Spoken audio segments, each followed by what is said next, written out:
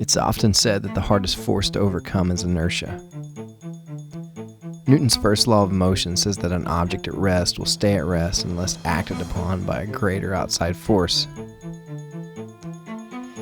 And let me assure you, there are a lot of forces in this world trying to keep you at rest. So let's start there.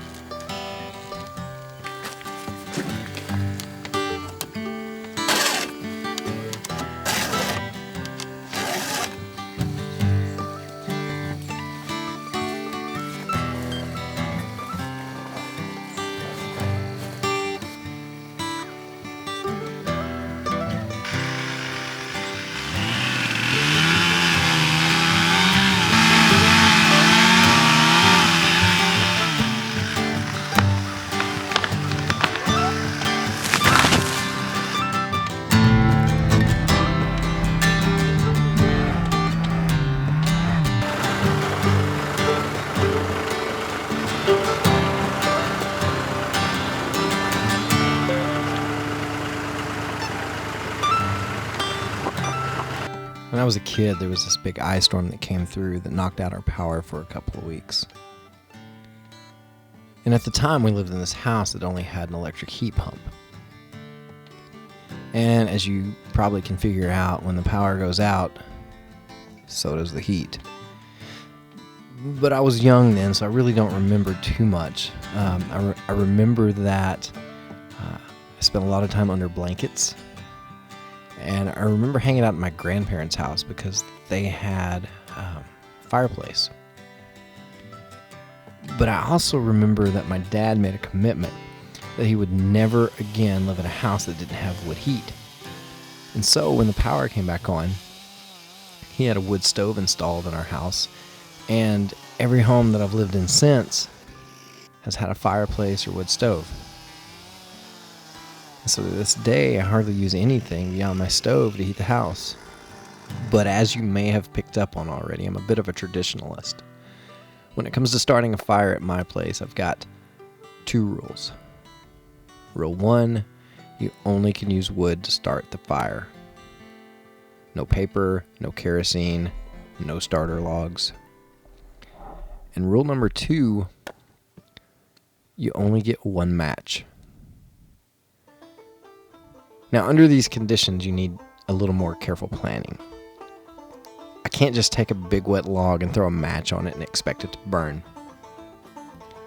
I have to take my time and do it right the first time. Because I do a lot of woodworking, I usually have a lot of wood shavings lying around, and so what I typically do is get a big handful of them and place them in the fireplace. And then I take a piece of dry cedar or pine, something that's going to burn easily, and start splitting it down into smaller and smaller pieces, and then I'll set them to the side. And then I take a match and very carefully light it, and gently place it against the wood shavings. And then the expected happens. The shavings catch fire. But I can't sit back and go, me man, me make fire, because there isn't enough substance in the shavings to heat my house. If I stop now, the fire will burn out before it can radiate any real heat, and the light will be nothing but a memory.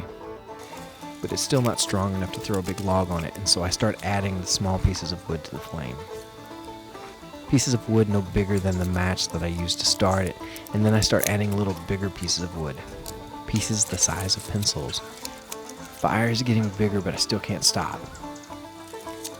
It's still not enough. It'll still go out. And so I keep tending it and adding what it needs, but never more than it can bear. And soon a hotbed of coal starts to emerge, and the fire begins to radiate its heat. It becomes stronger, and so I add more pieces of wood larger than before, and the fire continues to grow bigger and bigger. And then, eventually, The fire grows so strong that I can take the biggest, greenest, wettest log, and even it will burn. And this fire will warm my house through the coldest and darkest night. I bring this up because the same lessons apply to our lives. Whatever it is in our lives that we want to overcome, we have to understand that we can only start where we are and nowhere else. We have to start where we are, not where we want to be. And we have to start making the small changes that will ultimately affect the bigger ones. Maybe you need to get rid of some stuff. Maybe you need to get your finances in order. Maybe you need to learn how to use a hammer. Whatever it is, start there. And then add to it. Start looking for the next right answer that's taking you towards your dream and not away from it. Find it and then deal with it and then keep moving forward. Keep breaking the inertia that makes you want to stop. Over and over, you step up and you keep adding the things that are moving you towards your destination, and you keep your own personal fire growing bigger and bigger. And then maybe in a few months or a few years, this proverbial fire of yours will be bright enough and strong enough to illuminate your world, and you can take the biggest and greenest and wettest log in your life, and even it will burn. But then you've got to do the next right thing. The next time that the night is cold and rain is falling down, and when you hear the knock of a tired stranger at your door who is drenched and confused and alone, you can say to them, "Come, sit by my fire, warm yourself and gain the strength you need to continue on your journey." And then you will truly understand not only what it means to live, but to live deliberately.